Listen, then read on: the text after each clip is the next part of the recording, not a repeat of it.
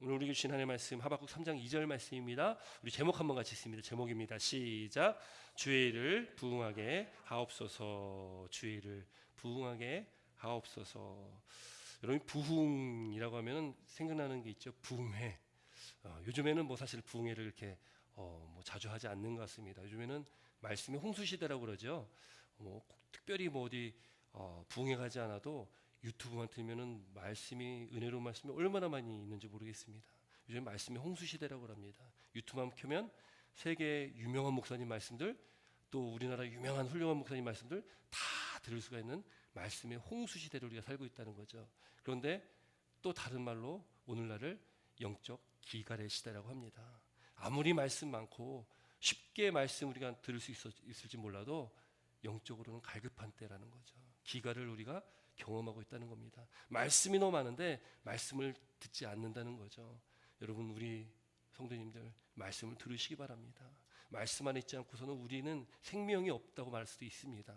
말씀은 우리 생명입니다. 그 생명을 붙드는 저와 우리 사랑하는 성도님 되시기를 주의 이름으로 축원합니다. 여러분, 부흥회 참 저도 어려서부터 부흥회 많이 교회에서도 뭐 1년에 한 2차례씩 저 어렸을 때부터 이렇게 보면은 교회에서 부흥회를 했고요. 부흥회하면 부흥 강사님들이 이렇게 걸쭉한 목소리로 할렐루야 이런 분들 자주 오시더라고요. 그런 분들 오셔가지고 이제 부흥회를 하면은 정말 많은 분들이 모여가지고 뜨겁게 기도도 하고. 근데 참 안타까운 게 있었습니다. 항상 보면은 헌금에 대한 얘기들을 항상 많이 하시더라고요, 부흥 강사님들이. 그리고 부흥 강사님들이 정말 이 강사님이 능력 있고 실력 있다 그러면은 얼마나 헌금이 모였냐를 보면 알 수 있을 정도로, 그 정도로 이제 그렇게 평가를 했던 적이 있습니다. 물론 이제는 지금은 시대가 많이 바뀌었기 때문에 그렇진 않지만 우리가 이 부흥이라는 것, 그 부흥의 의미는 뭘까? 오늘 한번 좀 말씀을 통해서 다시 한번 좀 돌아보는 그런 은혜가 있었으면 좋겠습니다. 오늘 특별히 어린이 주일입니다. 여러분, 이 어린이 주일은 미국에서 먼저 시작을 했다고 합니다. 1856년에 네오날드 목사님이란 분이 이제 6월 둘째 주를 어린이 주일로 이렇게 정해가지고 그때부터 어린이 주일 예배를 드렸다고 하고요. 1868년에 이제 감리교회에서 이제 그 6월 둘째 주를 어린이 주일로 딱 정해가지고 그때부터 또 이렇게 드렸다고 합니다. 여러분이 6월 둘째 주, 근데 우리는 이제 어린이 주일을 5월 첫째 주로 보통 대부분 드리거든요. 왜냐하면 5월 5일이 한국에서 어린이날이잖아요. 그래서 어린이날 그 전주 주일을 저희는 어린이 주일로 이렇게 모여서 예배를 드립니다. 왜냐하면 우리가 사실은 처음에 우리가 그 방정환 선생님이라고 아마 들어보셨을 겁니다. 그 어린이날을 처음 만드셨던 분인데, 이분이 1923년 5월 1일 그날이 노동절이었다고 그래요. 그 노동절에 어린이날을 처음 이렇게 시작을 했다고 합니다. 그리고 이 어린이란 이 말도 이 방정환 선생님이 처음 썼다고 이야기를 합니다. 그렇게 1923년 그때 5월 1일 날 시작됐던 어린이날이 이제는 1961년도에 아동복지법이라는 이 법이 제정되면서 그때부터 이제 5월 5일로 다시 정해져서 그때부터 여태까지 지금까지 이제 우리가 어린이날을 5월 5일이다 기억하고 또 보내고 있다라는 것이죠. 여러분이 어린이란 말, 저도 설교 준비하면서 봤는데요. 어린이란 말이 우리는 뭐 아무 생각 없이 그냥 어린이 이렇게 이야기하지만, 어린이라는 말에 어린이를 이렇게 높여주는 의미가 있다고 합니다. 왜냐하면 1920년도 전에, 그러니까 이 어린이란 말이 쓰이기 전에는 어린이라는 말이 없었으니까 그때는 아이들을 부를 때 보통 이렇게 불렀다고 해요. 애기, 계집애, 딸년. 들어보셨습니까? 아들놈, 뭐 이렇게 불렀다고 하죠. 그래서 어린이라는 말을 만들었을 때에 이 어리다라는 어린 이 말 뒤에 이자를 붙였는데, 이자는 높임의 말입니다. 그래서 어린아이를 높여주는 말이 어린이라는 거죠. 그래서 젊은이 할 때도 뒤에 이자가 붙잖아요. 이 이자라는 것이 높임의 말입니다. 그러니까 하나의 인격체로 보고 이게 높여주는 거죠. 왜냐하면 그 당시에 우리나라도요, 1920년도 그 전에 그 당시 시대에도 아이들이 대접을 받지 못했습니다. 아이들이 기본적인 학문 교육도 받지 못했고, 어린 아이들이 일터에 나가서 일을 해야 되는 그런 시대를 살아왔다는 거죠. 그러면서 이제 방정환 선생을 통해서 어린날이 만들어지고 이제 어린이라는 명칭이 붙으면서 아이들에 대해서 더 인격적으로 우리가 보게 되었다는 거죠. 여러분 그렇게 우리나라 역사 속에 또 어린이 주일의 역사 속에 우리가 이 어린이에 대해서 우리가 볼 수 있다면 예수님께서는요 벌써 이미 2000년 전에 어린이에 대해서 예수님께서는 축복해 주시고 어린이를 굉장히 인격적으로 대해 주셨다라는 것을 말씀을 통해서 우리가 보게 됩니다. 왜냐하면 예수님 당시에도요 사람 취급을 잘 못 받던 그런 대상들이 있죠. 보통 여자, 노인, 아이들, 아픈 사람들, 돈 없는 사람들 이런 부류가 정말 사람 취급을 잘 받지 못했던 그런 시대거든요. 그런데 예수님께서는 그 당시에 아이들을 높여주셨습니다. 아이들을 한 인격체로 예수님께서는 세워주셨다는 거죠.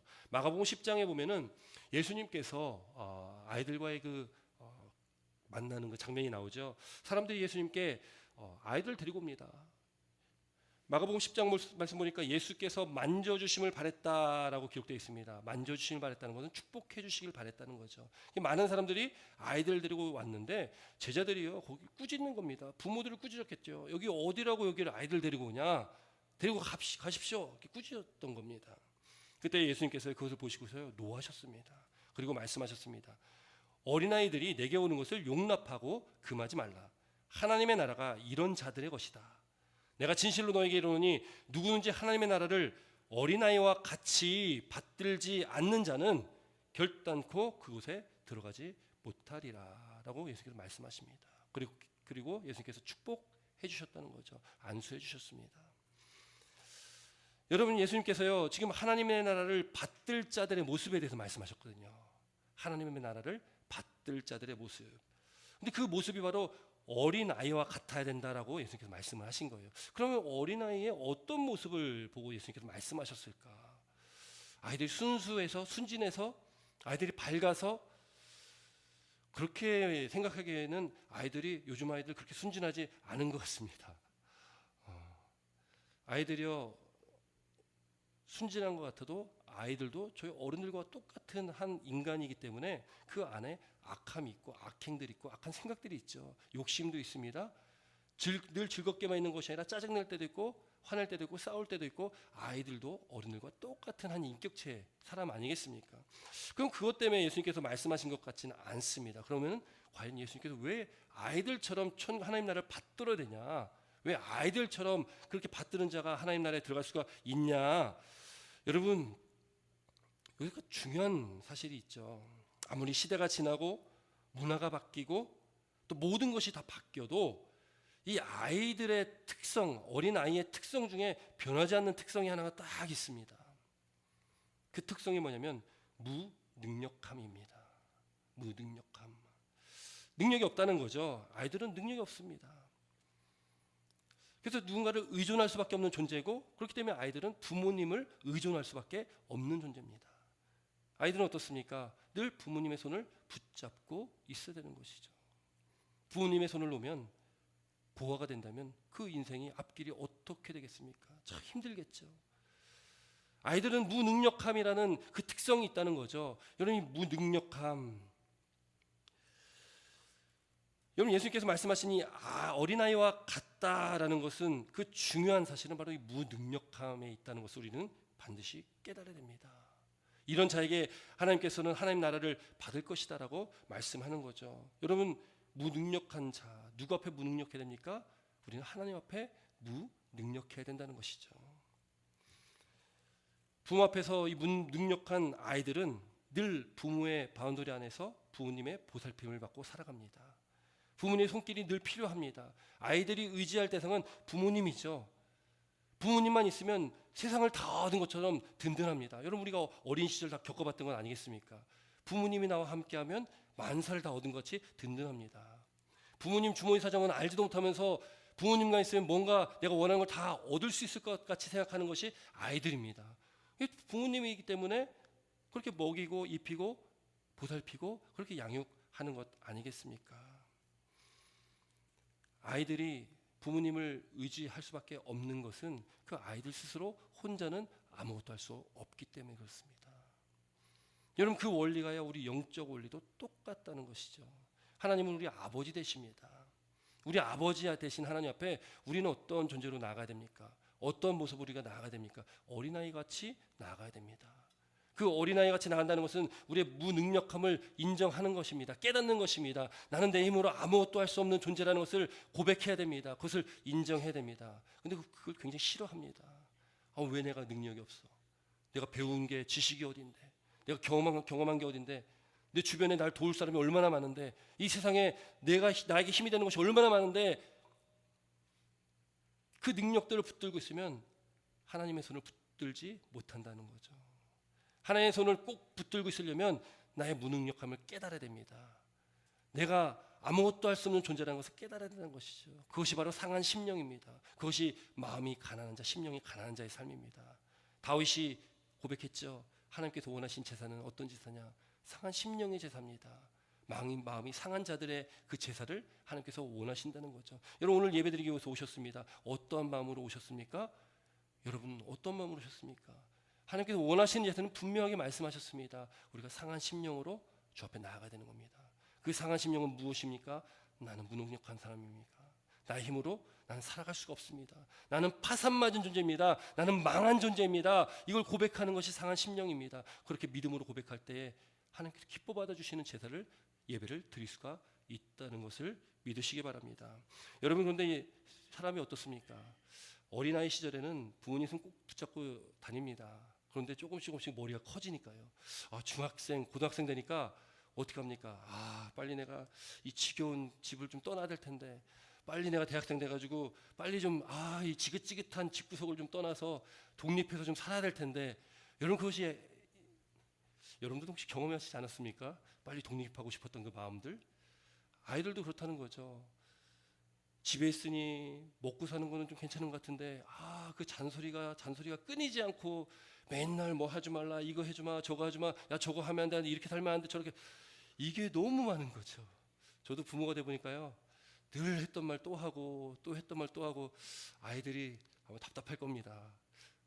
아직 뭘 잘 몰라가지고 독립에 대한 마음이 별로 없겠지만, 조금만 더 크면 아마 빨리 독립하고 싶은 생각을 하지 않을까라는 생각도 해봅니다. 여러분, 사람이요, 머리가 커지면은, 나이를 좀 먹기 시작하면은 독립하려고 합니다. 나 혼자 자유롭게 살아야지, 하고 싶은 거 다 하면서 살아야지. 여러분, 막상 대학교 들어가고 독립한다고 보십시오. 그 삶이 참 행복합니까? 편합니까? 즐겁습니까? 사실 지금 되돌아보면은 부모님 밑에서 부모님의 양육을 받고 부모님 품 안에 있을 때가 사실은 가장 행복할 때 아니겠습니까? 고민할 거 없고, 부모님한테 뭐 사달라면 안 사줘서 열받아서 그렇지,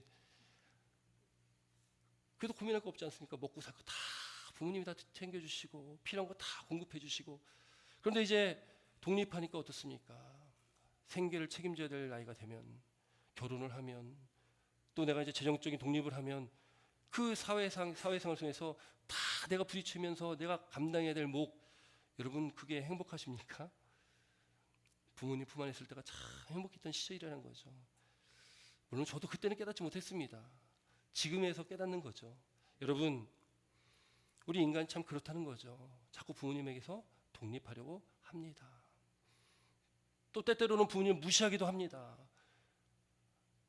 이제 내가 더 많이 배우고 더 많이 알고 더 많이 경험도 했고 잔소리 그만 듣고 싶은데, 부모님은 또 성인 돼서도 그렇게 잔소리를 많이 하시잖아요. 여러분, 그러나 그 부모님 품 안에 있을 때 행복했을 때고, 그때가 가장 안전했던 때라는 것을 믿으시기 바랍니다.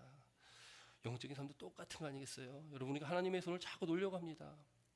하나님부터 분리가 되려고 합니다. 독립하려고 합니다. 그것을 다른 말로 바꾸면 교만입니다. 교만은 하나님부터의 분리입니다. 독립입니다. 나는 하나님 필요 없어.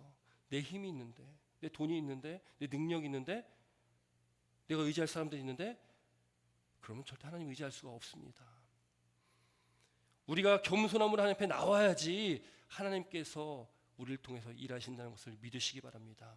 내가 부모님의 손을 꼭 붙잡아야지 부모님이 나를 보호하시고 지키시고 나의 모든 것도 공급해 주시는 것처럼, 내가 하나님의 손을 꼭 붙잡아야지 하나님께서 우리의 필요를 다 채우신다는 걸 믿으시기 바랍니다. 하나님께서 이미 우리의 필요를 다 아시는 분이세요. 다 아시는 분이십니다. 우리가 구하기 전에 하나님께서 이미 우리의 마음을 다, 심령을 감찰하시고 꿰뚫는 하나님이십니다. 우리는 어떻게 됩니까? 그냥 하나님의 손 꼭 붙잡고 있으면 됩니다. 그 손 놓지 않으면 됩니다. 하나님 졸졸 쫓아다니면 되는 거죠. 그렇게 동행하면 됩니다. 그럼 하나님께서 우리를 보살피시고 인도해 주신다는 거죠. 근데 세상은 자꾸 그것을 그게 길이 아니다라고 얘기를 합니다. 그것을 끊으려고 악한 사단은 끊임없이 우리와 하나님 사이를 이간질시키려고 하고 있습니다. 여러분, 우리가 오늘도 이 말씀을 통해서 하나님만을 붙드시고 그 부흥을 경험하시길 주의 이름으로 축원합니다. 여러분, 그래서 이 출애굽한 이 세대들, 그 이스라엘 백성들에게요, 하나님께서 말씀하신 것이 있죠. 너희들이 약속의 땅, 그 가나안 땅에 들어가면 거기 7 족속이 있을 거야. 신명기 7장의 말씀입니다. 7 족속이 있습니다. 근데 그 7 족속은 너보다 많고 이스라엘 백성보다 수가 더 많습니다. 너보다 힘이 센 7 족속이라고 말하고 있습니다. 힘이 세고 수가 많다. 잽이 안 되는 겁니다. 이스라엘 백성들이 뭐 전쟁 훈련이나 했습니까? 무기나 제대로 있습니까? 이스라엘 백성들은 아무것도 준비가 안 된 사람들이거든요. 근데 그렇게 너보다 많고 힘이 센 7 족속을 쫓아내실 때에 이게 누가 쫓아낸다고 말씀합니까? 하나님이 쫓아내시는 겁니다. 이스라엘 백성들이 싸워서 쫓아내는 것이 아닙니다. 하나님께서 전쟁을 주관하시는 것이고 하나님께서 싸우실 것이고, 그럼 이스라엘 백성은 어떻게 됩니까? 하나님 아버지만은 붙들고 있으면 되는 겁니다. 그러면 이기는 것입니다. 근데 그걸 놓으면 어떻게 됩니까? 지는 것입니다. 여러분, 가나안 땅에 들어가자마자 첫 번째 전쟁이 어디입니까? 여리고성입니다. 여리고성은요, 난공불락의 요새입니다. 성벽이 얼마나 두꺼웠는지 모릅니다. 거의 전차가 지나갈 정도로 정말로 두꺼웠던 성벽을 가졌던 난공불락의 요새였습니다. 근데 하나님 말씀대로 거기를 돌았습니다. 13바퀴를 돌고 하나님께 외치를 했을 때 그 성이 무너져 내렸습니다. 싸운 게 아닙니다. 하나님 말씀에 순종했습니다. 근데 그 성이 무너진 것이죠. 그 다음 성이 어디입니까? 아이성입니다. 여러분, 아이성은요 굉장히 보잘것없는 성이거든요. 조그만 성입니다. 이스라엘 백성들 보니까 야, 저 성은 저거 조그마고 몇 명만 가도 되겠다. 그래, 몇 명만 가서 싸우고 와. 그렇게 보냈습니다. 하나님 앞에 묻지도 않습니다. 그럼 결과가 어떻게 됐습니까? 아이성에서는 지게 됩니다. 그 엄청난 난공불락의 요새를 이겼는데, 무너뜨렸는데 조그만 아이성 하나 이기지 못하는 거예요. 하나님의 손을 붙들고 있을 때는 그 엄청난 성벽이 무너집니다. 그런 하나님의 손을 놓으면 조그마한 하나도 할 수 없는 존재가 우리라는 것을 믿으시기 바랍니다. 그렇게 많고 힘이 센 민족을 쫓아내실 때에 거길 진멸하라고 말씀하셨거든요. 이게 헤렘 전쟁입니다. 진멸하라는 것. 그래서 구약의 하나님을 보면서 잘 알지 못하는 사람들은 왜 하나님 사랑의 하나님이시라면서 왜 이렇게 잔인합니까? 라고 얘기합니다. 근데 이 헤렘 전쟁, 모든 것을 다 진멸해라. 이 진멸에는 성결과 거룩의 의미가 있습니다. 구별의 의미가 있습니다. 그걸 진멸하지 않으면 그것이 나중에 올무가 될 것이고, 그것으로 죄에 빠지게 될 것이고, 그것으로 우상숭배하게 될 거야. 그거 진멸해야 돼. 여러분, 근데 결과적으로 이스라엘 백성들이 진멸하지 못했습니다. 결과적으로 어떻게 됩니까?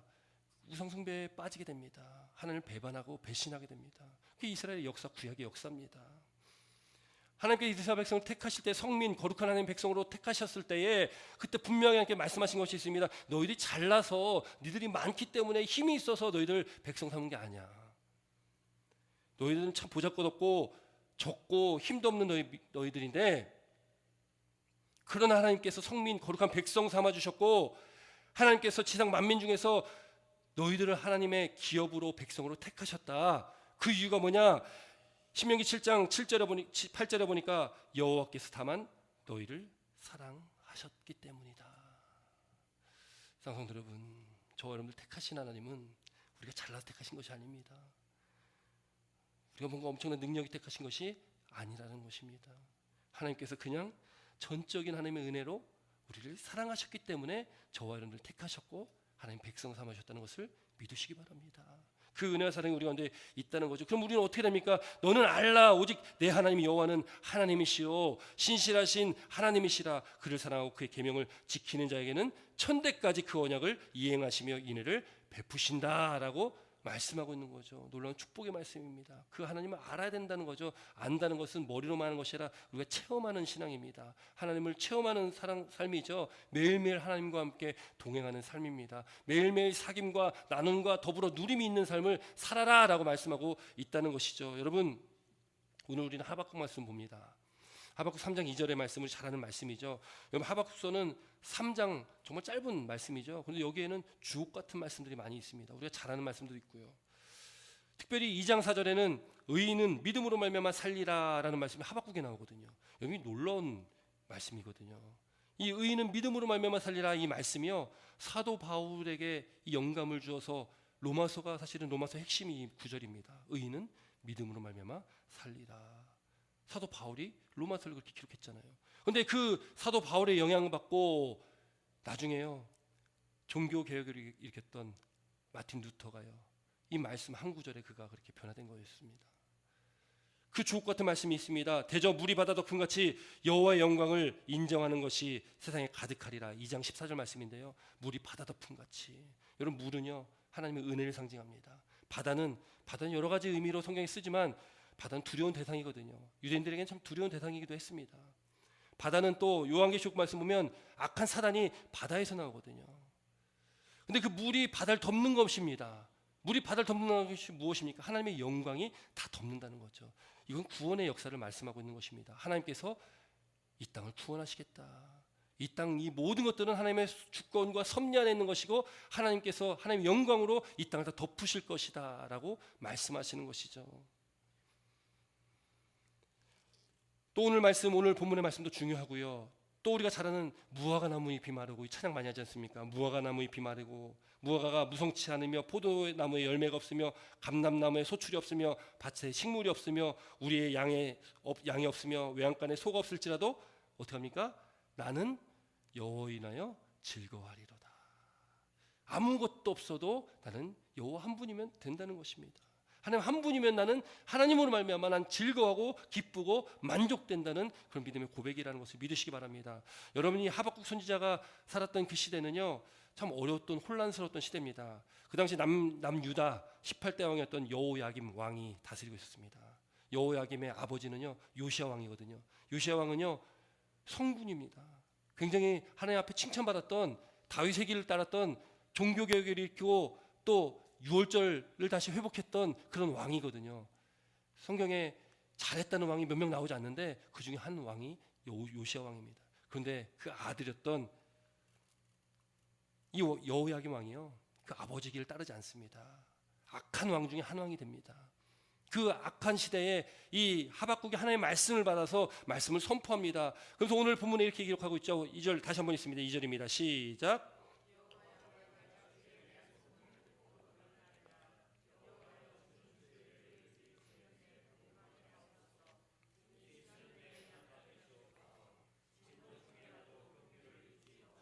아멘.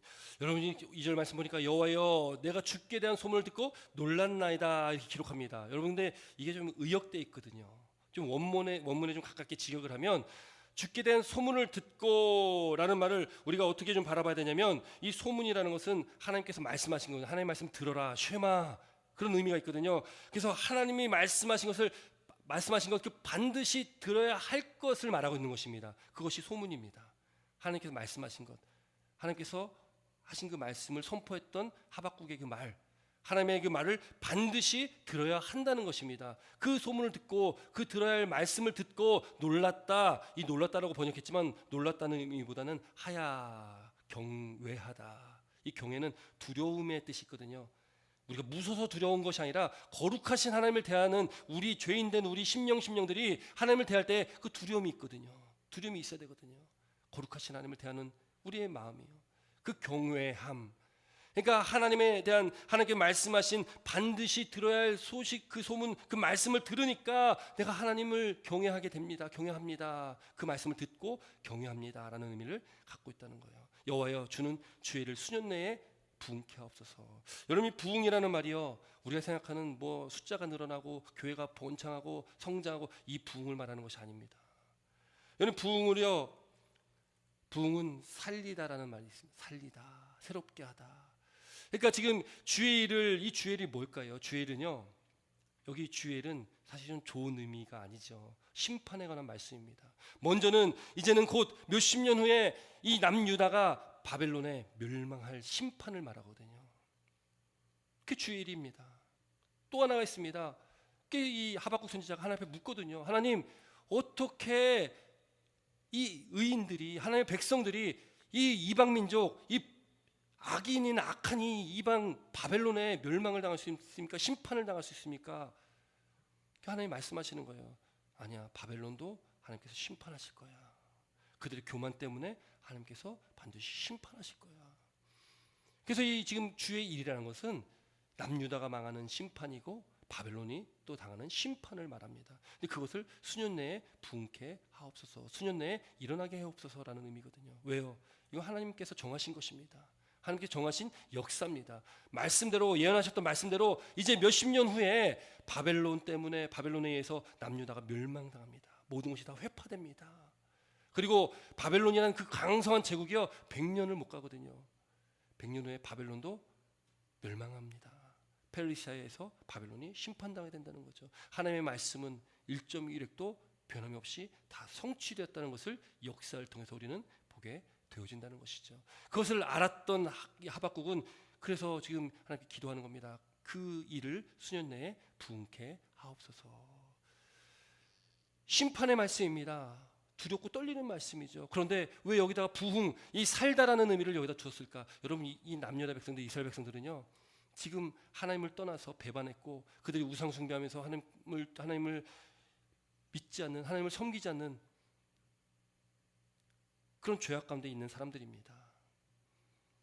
그 사람들이 이제 하나님의 징계 가운데 바벨론을 도구로 삼아 하나님께 심판하시는데, 그러나 하나님께서 너희들 완전히 멸망당해라, 너희들 끝났어, 이제 나 지지리도 말도 안 듣는데 너희들 이제 끝이야, 나 다른 민족 택할 거야, 이게 아니었다는 거죠. 예레미야 통해서 하나님께서 약속하셨던 말씀, 반드시 70년 후면 다시 도용 따로 돌아오게 할 거야. 그 예레미야 선지자를 통해서 하나님께 선포하게 하신 말씀이었습니다. 그 말씀 그대로 하나님께서는 어떻게 합니까? 이스라엘 백성들을, 이 남유다 백성들을 70년 후에 고향 땅으로 돌아오게 하셨다는 거죠. 여러분, 하박국 선지자는 하나님의 뜻을 알았고 하나님께서 정하신 뜻 가운데 하나님 일을 이루실 것을 믿고 있었습니다. 그때에 하나님, 오늘 본문의 마지막 부분 보니까 뭐라고 말씀합니까? 진노 중에라도, 그 심판 중에라도 긍휼을 잊지 마옵소서라고 기도를 하고 있다는 것이죠. 여러분, 우리에게 필요한 것이 무엇입니까? 우리에게 필요한 것은 긍휼입니다. 이런 긍휼은 무엇입니까? 긍휼은 헤세드라고, 헤세드, 거기에 인자, 자비, 긍휼 다 포함된 단어를 쓰지 않습니까? 또 긍휼은 부모님의 여기 자궁을 또 얘기를 하거든요. 라햄, 하나님의 은혜입니다. 그 은혜가 그 이스라엘 백성들에 필요한 것이시죠.